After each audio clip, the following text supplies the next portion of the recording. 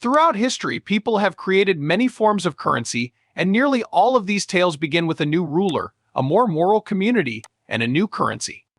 They maintain its strength, expand it so that everyone can trade it, expand it some more, then debase it because they have to print more money to fight the war.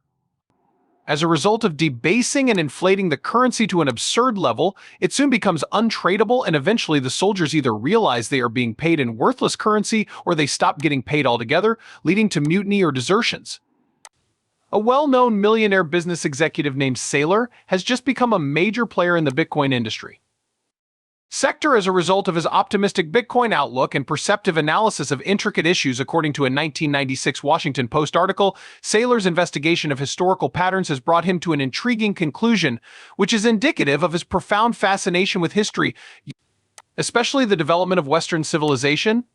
In a recent interview with Crypto Nutshell Saylor, he highlighted his appreciation for The Tale of Civilization by Will and Ariel Durant, a comprehensive 11-volume series. He feels that the United States is not immune to the history of civilizations declining when their currency is debased. His study of history, he stressed, had given him an important lesson regarding the end of civilizations, to which he thinks the present economic climate is relevant.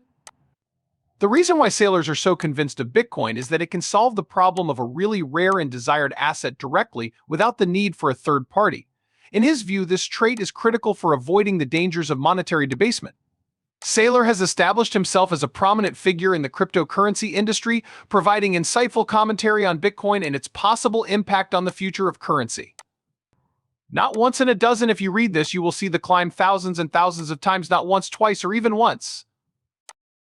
There are always some common principles that govern the decline, fall, and re-emergence. Power is at the heart of the principles, and so on. Power is always a matter of channeling and utilizing energy. On one hand, there is physical energy, which is what ultimately leads to victory in wars. On the other hand, there is economic energy, which is the driving force behind prosperous societies. These societies are able to establish reliable trading networks based on a strong currency that people have faith in. As a result, the grandsons and great-grandsons of the founders of these networks enjoy lower prices. They debase the currency after they began fighting amongst themselves.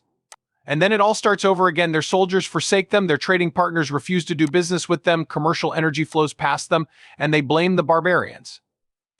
So that's it. If you read Durant's work, you'll see that nothing new has ever happened, everything has been done before.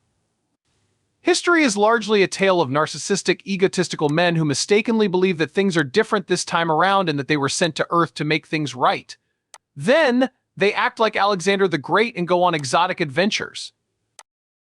Even if we refer to him as the Great while he is in his late teens, the real comedy starts when he has lost all of his army while conquering 200 countries.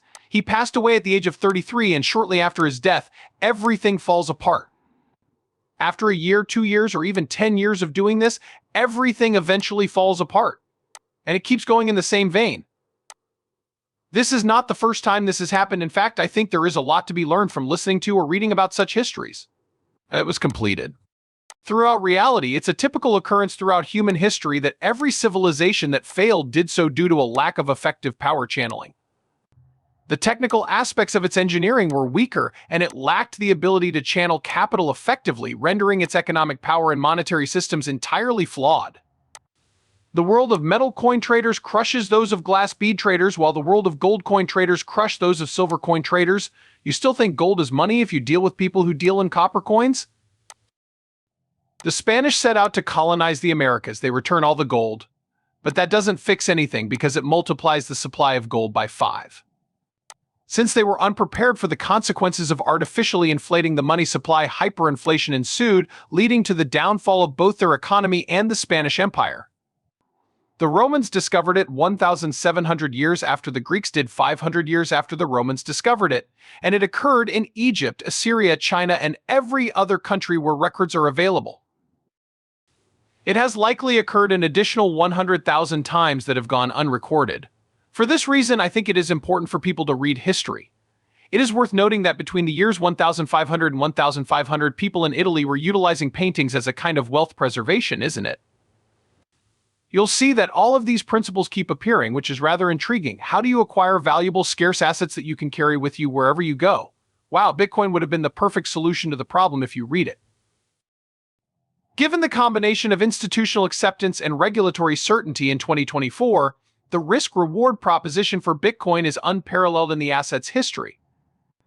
There is money flowing into the space, but if you were to do your own survey asking 100 friends whether they are totally invested in Bitcoin, and if they understand it, 95 of them would answer no. Bitcoin is 15 years old, yet you should still perform your own study. As a result, let's examine other worthy purchases. 15 years subsequent to the founding of Manhattan.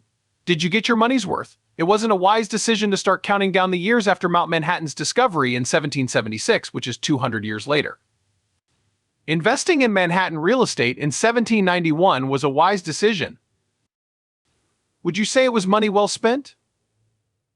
It was a poor investment in 1965 following the Civil War. Was the money well spent? Was it a wise investment in London in 1995, 15 years later? 2,000 years after the Romans arrived in London, which was about 20 years ago. Purchasing real estate in London was a wise financial move, wasn't it? These are some quite desirable qualities, aren't they? Not late at all, even if it's been 15 years. What separates the winners from the losers is that the former purchase something useful while the latter hesitate to do so due to financial concerns. The Big Apple, exactly as I had previously stated, knowing what a Bitcoin's use case is the true key. It was the most costly real estate in the US 3 centuries later. Great Britain, it is the new money. To put it another way, how much is that? $100 trillion. Just how much money is stuck in real estate? Bonds denominated in equity, items of value, trophies worth valuable metals by 2024. Indeed, a monetary premium accounts for approximately half of the value of the majority of residential real estate. It is the Royal City. How on earth do you know that? I'll administer a brief evaluation.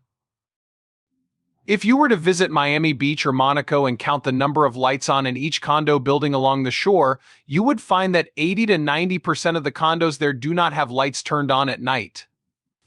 This means that people have a lot of money sitting in these unproductive assets, and there are many reasons why this is the case. They may feel more secure leaving their money there, which is one of the reasons.